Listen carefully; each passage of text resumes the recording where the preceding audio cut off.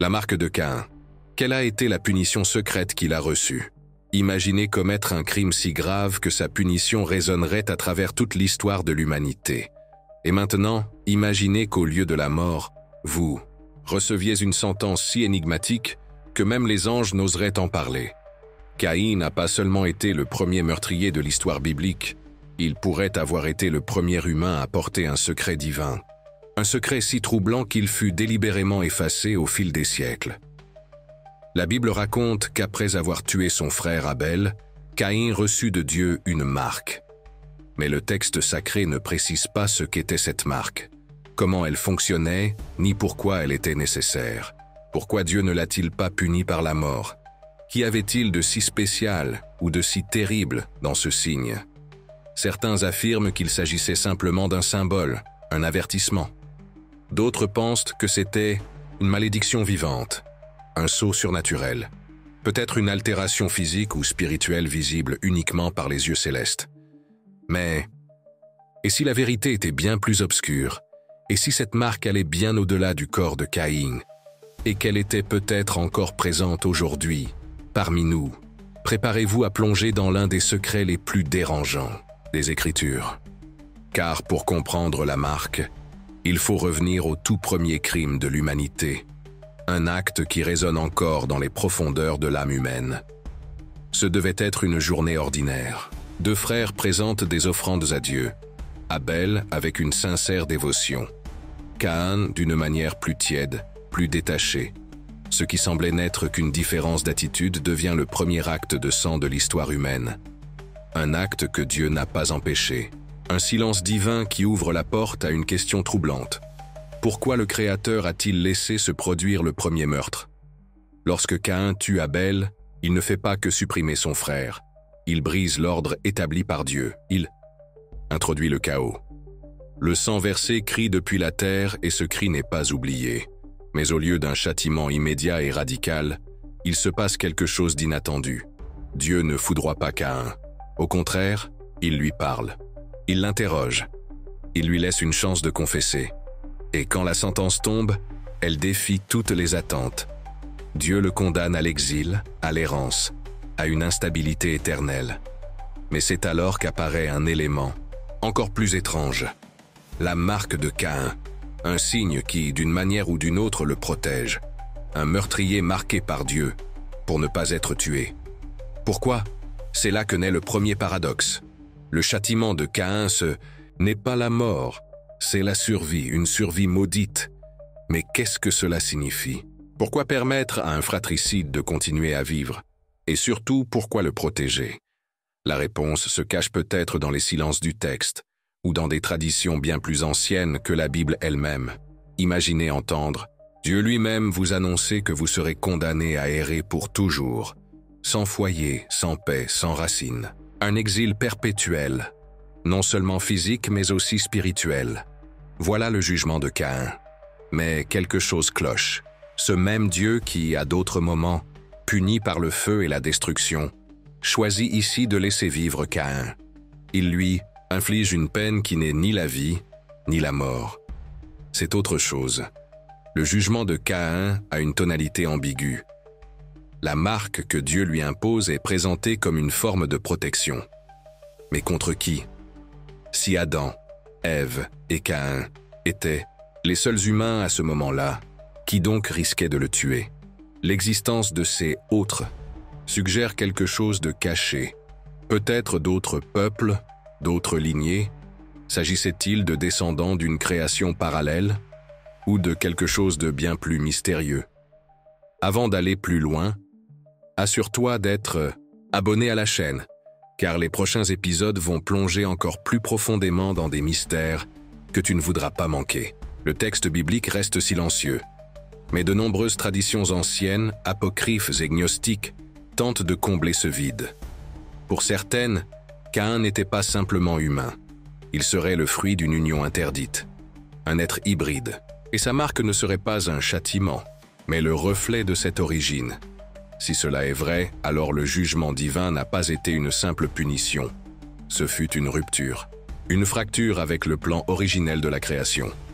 Caïn devient un être à part, le précurseur de quelque chose que l'on a voulu effacer de la mémoire collective. Et c'est ici que commence notre recherche. Qu'était véritablement cette marque? La Bible dit que Dieu mit un signe sur Caïn pour que personne ne le tue. Mais quel était ce signe? Était-il visible, physique, spirituel, ou bien était-ce quelque chose que seuls les enfants d'autres mondes pouvaient reconnaître? Les réponses, ou plutôt les possibilités, sont vertigineuses. Pendant des siècles, érudits et mystiques ont tenté de déchiffrer cette marque. Certains anciens rabbins suggéraient qu'il s'agissait d'une mutation de la peau, peut-être un symbole gravé sur le front, comme un stigmate. D'autres pensaient à une sorte de malédiction spirituelle, un poids invisible rendant Caïn reconnaissable et redouté. Mais ce qui intrigue le plus, ce sont les théories les plus anciennes, les plus sombres, celles qui évoquent un héritage non humain.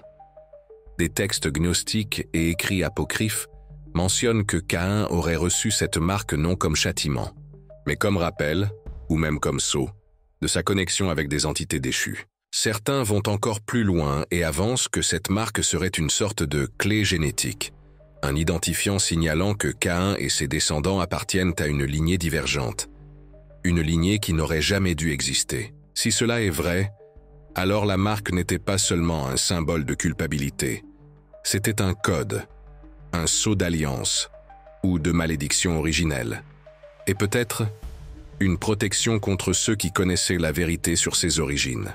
Mais que signifiait vraiment cette origine? Et plus encore, qui étaient les descendants de Caïn? Et qu'ont-ils fait de cet héritage? Au fil des siècles, l'histoire de Caïn a suscité des interrogations, même parmi les plus grands théologiens de l'Antiquité. Alors que les pères de l'Église considéraient la marque comme un symbole de désobéissance et de honte, les gnostiques, ces hérétiques persécutés, en avaient une lecture radicalement différente. Pour eux, Caïn n'était pas simplement un criminel, mais un porteur de connaissances interdites. Dans certains évangiles apocryphes et traditions gnostiques, Caïn apparaît non pas comme le méchant de l'histoire, mais comme celui qui a osé défier un Dieu inférieur, un démiurge tyrannique qui avait enfermé l'humanité dans la matière. Dans ces récits, Abel est l'obéissant, le soumis, tandis que Caïn incarne la rébellion, la rupture du cycle, la quête de liberté. La marque ne serait donc pas un châtiment, mais un sceau d'éveil. Et cela change tout. Et vous connaissiez cette version? Dites-le moi dans les commentaires. Je veux connaître votre avis. Mais ce n'est pas tout. Dans certains manuscrits retrouvés à Nag Hammadi en Égypte, on trouve des mentions de lignées spirituelles, les fils de la lumière et les fils des ténèbres, où Caïn serait l'ancêtre d'une lignée occulte d'êtres humains, portant en eux un fragment d'une divinité rebelle. Cette idée effrayait les autorités religieuses de l'époque. Et c'est peut-être pour cela que ces textes ont été enterrés et oubliés pendant près de 2000 ans. Mais si la marque était en réalité quelque chose de spirituel, quelque chose qui transcende le corps, serait-il possible que Caïn ne soit jamais mort? Imaginez une condamnation à errer à travers le monde, sans vieillir, sans mourir, sans jamais trouver la paix. Pour certains chercheurs et occultistes, tel aurait été le véritable châtiment de Caïn, l'immortalité. Mais pas une immortalité divine ou glorieuse, la plus cruelle de toutes. Vivre éternellement avec le poids de son crime, isolé de tous, oublié même de Dieu. À travers l'histoire, de nombreuses cultures ont rapporté l'apparition d'un homme errant, silencieux, au regard profond et à la présence troublante. Au Moyen Âge, naît la légende du Juif errant, un homme qui aurait raillé le Christ et aurait été condamné à vivre jusqu'à la fin des temps. Mais certains chercheurs pensent que cette figure serait en réalité une version de Caïn, le tout premier errant, le tout premier maudit. Simple coïncidence ou reflet d'une même sentence divine? Dans des textes kabbalistiques et des manuscrits hermétiques, on trouve des indices selon lesquels Caïn serait devenu plus qu'un simple homme, un être qui traverse les siècles, observant l'histoire en silence, intervenant parfois, mais toujours fuyant la lumière. Un veilleur déchu, un porteur de mémoire que nul autre ne possède. Et si Caïn n'est pas mort, qu'a-t-il vu au fil des millénaires? Et plus troublante encore, est-il toujours parmi nous? La contradiction saute aux yeux. Caïn, meurtrier de son propre frère, est pourtant protégé par Dieu. Cela défie toute logique théologique classique. Si Dieu condamne le péché, pourquoi marquer le pécheur pour le protéger? La réponse résiderait dans un détail souvent oublié. La marque était à la fois une protection et une prison. En surface, elle empêchait qu'on tue Caïn, mais plus profondément, elle l'isolait totalement. Reconnu comme maudit, Caïn serait craint, évité, rejeté par tous, un fantôme parmi les vivants. Et le plus troublant, c'est qu'il en était conscient. Son cri vers Dieu, « Mon châtiment est plus grand que je ne peux le supporter », révèle le désespoir de celui qui comprend déjà le poids de son fardeau. Mais si la marque n'était pas qu'un châtiment, et si elle faisait partie d'un plan? Certains textes mystiques suggèrent que Dieu, en protégeant Caïn, ne le faisait pas par miséricorde, mais par nécessité. Peut-être que Caïn était une pièce essentielle, un pivot caché dans l'histoire de l'humanité, un élément d'équilibre entre lumière et ténèbres, le porteur de quelque chose d'irréductible, qu'il fallait maintenir en mouvement. Si cela est vrai, alors protéger Caïn, c'était protéger un secret, une connaissance, une semence destinée à germer dans le futur, ce qui nous amène à une autre question essentielle. Qui a hérité de cet héritage? Pour beaucoup de mystiques et chercheurs des traditions alternatives, l'histoire de Caïn ne s'arrête pas à son exil. Caïn aurait été le père d'une lignée secrète, un peuple marqué non par le sang versé, mais par la connaissance interdite. On les appelle les fils des ténèbres, mentionnés dans les textes apocryphes et les manuscrits de la mer morte. Cette lignée se serait répandue en silence, se mêlant aux anciennes civilisations, fondant des empires, élevant des cités et influençant le destin du monde. Certains associent les descendants de Caïn aux bâtisseurs de Babel, aux maîtres de l'alchimie égyptienne, aux prêtres des civilisations perdues, comme l'Atlantide ou la Lémurie. D'autres affirment que cette lignée est à l'origine des élites secrètes qui gouvernent toujours le monde depuis les coulisses. Mais ce qui rend cette théorie encore plus glaçante, c'est le motif hérité de la marque. Un esprit acéré, de volonté de rébellion, et une rupture avec le sacré traditionnel. Les enfants de Caïn ne chercheraient pas la rédemption, mais le pouvoir, le contrôle, et une connaissance au-delà des dieux. Et si cette lignée existe vraiment, où est-elle aujourd'hui? Se cache-t-elle parmi nous, dans les hautes sphères, dans l'ombre des gouvernements, des religions, des empires financiers? Mais le plus troublant n'est peut-être pas qu'elle ait survécu, mais qu'elle n'ait jamais cessé de gouverner. On continue juste après, mais d'abord, si vous aimez ce contenu, pensez à liker la vidéo. Ça nous aide énormément. Merci. Et cela nous conduit à une autre question incontournable. Que disent les occultistes à propos de Caïn et de sa relation avec les mystères interdits de l'Antiquité? Alors que l'histoire officielle de Caïn a été reléguée aux pages de la Genèse, dans les cercles ésotériques et les ordres occultes, son nom a toujours circulé, silencieusement et avec révérence. Pour de nombreux initiés, Caïn n'a pas été simplement le premier meurtrier. Il a été le gardien d'un savoir primordial. Au fil du temps, plusieurs traditions occultes ont commencé à vénérer Caïn comme l'initiateur des connaissances secrètes. La franc-maçonnerie, la Kabbale hermétique, les Rose-Croix et même certains ordres draconiques mentionnent Caïn dans leurs degrés les plus élevés. Mais pas comme un vilain. Il est perçu comme celui qui a osé franchir les limites imposées et qui, pour cela, aurait été illuminé par des forces que la religion traditionnelle considère comme profanes. Des archives obscures suggèrent que Caïn aurait été instruit par des entités connues sous le nom de « veilleurs », les mêmes anges déchus mentionnés dans le livre d'Enoch. Serait-ce là le lien entre la marque et les Néphilim? Caïn aurait reçu d'eux les secrets de l'écriture, des armes, de l'astrologie, des métaux, de la manipulation des éléments, des savoirs jugés interdits à l'humanité à cette époque. Mais ce qui intrigue le plus, ce n'est pas la connaissance, c'est la raison pour laquelle elle lui a été transmise. Pourquoi ces êtres célestes auraient-ils choisi Caïn? Quel était le véritable plan derrière tout cela? La marque aurait-elle eu le pouvoir de faire de lui quelque chose de plus qu'humain?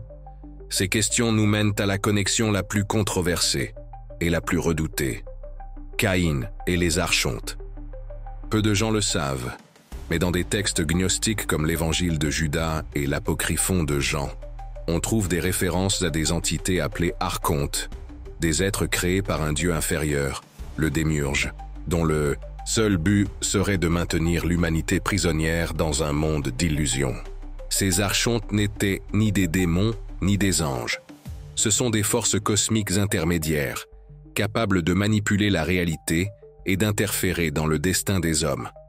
Et selon certains de ces textes, Caïn n'aurait pas seulement été en contact avec ces entités, il aurait été façonné par elles. Certains théoriciens avancent que la marque de Caïn n'était pas une punition, mais une autorisation cosmique, une permission d'agir en dehors des règles humaines, faisant de lui un agent des archontes sur Terre. Une sorte d'ambassadeur, des forces invisibles qui dirigent le monde sans que nous en ayons conscience. Et voici une révélation encore plus troublante. Certains chercheurs en ésotérisme associent les archontes à des intelligences extraterrestres anciennes, les mêmes que l'on retrouve dans la mythologie sumérienne sous le nom d'Anunnaki. Et si la marque de Caïn était en réalité une forme d'implant, un sceau non seulement divin, mais aussi technologique? Si cela était vrai, alors il ne s'agit plus simplement d'un drame biblique. Nous serions face à un plan millénaire de manipulation de l'espèce humaine, dont Caïn aurait été le tout premier maillon. Mais alors, que signifie porter cette marque aujourd'hui? Si la marque de Caïn n'était pas une malédiction, mais un symbole de pouvoir, de connexion cosmique et de connaissances interdites, alors nous devons envisager une possibilité inquiétante. Et si elle n'avait jamais disparu? Des théories conspirationnistes modernes évoquent des lignées occultes qui détiendraient encore aujourd'hui un savoir ancestral. Des familles qui, génération après génération, portent des signes discrets, des symboles, des comportements, des schémas de pensée, voire même des marques physiques. Certains chercheurs affirment que ces personnes auraient la capacité d'influencer la conscience collective de manière subtile, presque imperceptible, à travers la politique, la culture, la religion, la science. Mais d'autres vont encore plus loin. Selon eux, la marque dépasse les liens du sang. Elle pourrait être réactivée chez toute personne atteignant certains niveaux de conscience ou accédant à certains savoirs cachés. Elle serait, en réalité, un code génétique spirituel, programmé pour se réveiller sous des conditions spécifiques. Et si cette marque battait toujours au sein de notre monde? Et s'il existait encore aujourd'hui des descendants spirituels de Caïn, agissant dans l'ombre? Et si ceux que nous appelons l'élite mondiale n'étaient que la continuité d'une lignée qui a commencé avec le tout premier fratricide de l'histoire? Peut-être que le plus effrayant n'est pas que cette marque existe encore, mais qu'elle pourrait être en vous, sans que vous le sachiez. Que se passe-t-il lorsqu'on éveille cette marque? Tout au long de ce voyage, nous avons vu Caïn comme meurtrier, maudit, initié, errant, voire immortel. Mais à la fin de ce parcours, une question s'impose comme une ombre inévitable. La marque de Caïn a-t-elle été imposée ou choisie? Et si, au fond, cette marque n'était pas quelque chose que l'on subit, mais quelque chose que l'on accepte? Une décision, un pacte, un saut au-delà du bien et du mal vers l'inconnu. Certains textes gnostiques suggèrent que la véritable chute de Caïn ne fut pas le meurtre, mais son refus d'obéir aveuglément. Il aurait choisi la liberté, en connaissance de cause. La marque ne serait alors pas une malédiction, mais le témoignage d'un choix lucide. Et voici la question la plus troublante de toutes. Chaque être humain, à un moment de sa vie, est-il confronté à ce choix? Être Abel, l'obéissant, le fidèle, le martyr, ou être Caïn, le rebelle, le questionneur, le porteur de la marque? Que se passe-t-il quand on choisit de porter la marque? Quel savoir découvre-t-on? Quelles portes s'ouvrent et lesquelles ne pourront plus jamais se refermer? Au final, peut-être que la véritable question n'a jamais été quelle fut la punition de Caïn, mais bien, sommes-nous prêts à découvrir le véritable pouvoir que cette marque représente? Merci d'avoir regardé cette vidéo jusqu'au bout. N'oubliez pas de vous abonner pour recevoir d'autres contenus fascinants comme celui-ci.